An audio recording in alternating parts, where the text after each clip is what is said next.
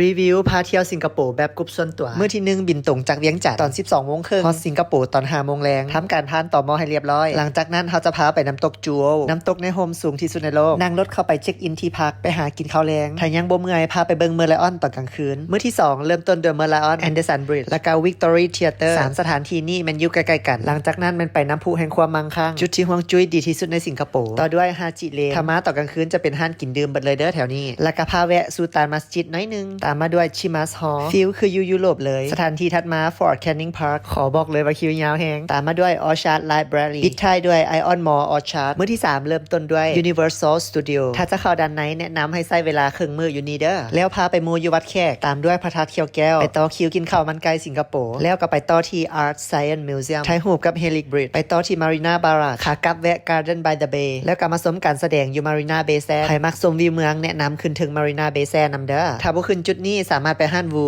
วิวงามวิวจึ้งคือกันมื้อที่4มาฮอดสนามบินตอน 8 โมงเช้าบินกลับลาวตอน 10 โมงถือว่าจบโปรแกรมที่จริงสิงคโปร์ยังมีบ่อนเที่ยวอีกหลายถ้ามาแบบชิลๆแนะนำ5มื้อ4คืนจะดีกว่าแต่ว่ากรุ๊ปส่วนตัวโปรแกรมจะบ่ตายตัวเด้อสามารถปรับตามความต้องการของลูกค้าได้เลยบ่จำเป็นต้องแล่นนำเวลาอยากตื่นเช้าตื่นสวยได้หมดหรือมีสถานที่อื่นที่อยากไปแจ้งได้ไผอยากไปเที่ยวต่างประเทศแบบกรุ๊ปส่วนตัวทักแซมมี่ได้เด้อ